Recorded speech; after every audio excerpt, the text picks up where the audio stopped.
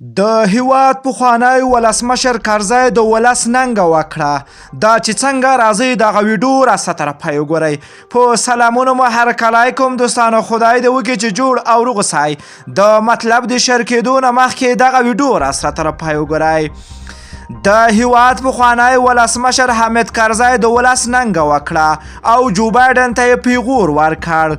د افغانستان پخوانی ولسمشر حامد کرزی د امریکا د پخوانی مرستیال ولسمشر جو بایډن وروستۍ څرګندونه ته په جواب کې هغه ته بلنه ورکړې ده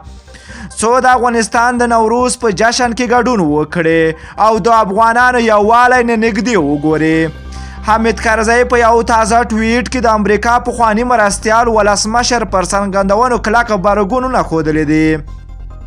او ویلي دي چې افغانان له زرګونو کلونو راهیسې د نوروز ګډ او ملي جشن لمانځي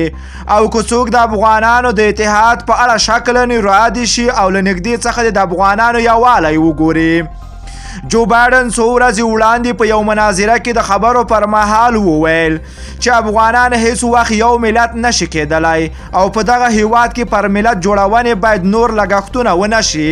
ځکه نتیجه نه ورکوي د جو بایډن له دې څرګندونو وروسته یو شمېر نور افغانانو سیاستوالو هم کلک غبرګونونه ښودلي دي او ویلي دي چې د افغانانو په اړه د جو بایډن وروستۍ څرګندونې ناسمې او هیڅ د منلو وړ نه دي د افغان ولسمشر محمد اشرف غنی ویان صدیق صدیقی هم د جو بایډن په څرګندونو غبرګون ښودلی ده هغه ویلي چې افغانستان د یو موټی ملت په توګه د ظلمونو لکه د پخواني شوروي د یرغل او د ترهګرۍ پر وړاندې جنګېدلي او دردېدلي دي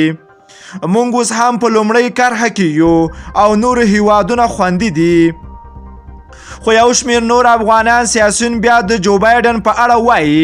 نوموړي په داسې حال کې دا څرګندونې کوي چې د ولسمشر ټرمپ په ګډون د امریکا د ولسمشریزو ټاکنو نور نمایندان هم د ولسمشري مقام ترلاسه کولو پر موخه د افغانستان په اړه بېلابېلې څرګندونې کړې دي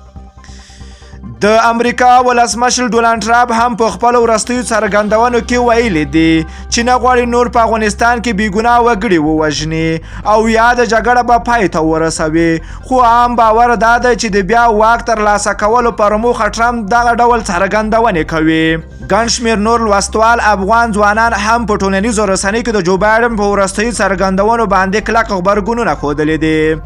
خو یاده موضوع بې ارزښته ځکه بللې ده چې جو بایډن غواړي په دا ډول خبرو کولو سره د ټاکنو لپاره ځان ته کمپاین وکړي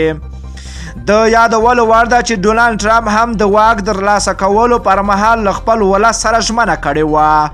ګواکې له افغان خاورې به خپل ټول پوځیان وباسي او د یادې جګړې ته به د پای ټکی ږدي خو نوموړی لا هم د خپل ولس سره د پوځیانو ایستلو او جګړې پای ته رسولو ژمنه نه ده پوره کړې دوستانو ستاسو د جو بایډن دې خبرو ته څه نظر لرئ راځه خواږه نظرونه راسره په کمنټ کې وکړئ که ویډیو مو خوښه شوي نو لایک او شیر یې کړئ که غواړئ له تازه او دقیقو معلوماتو خبره شئ نو د لمر پریس یوټیوب چینل حتما د سره سبسکرایب کړئ نور مو په پاک رب سپارم الله مو مل شه خو وخت درته غواړم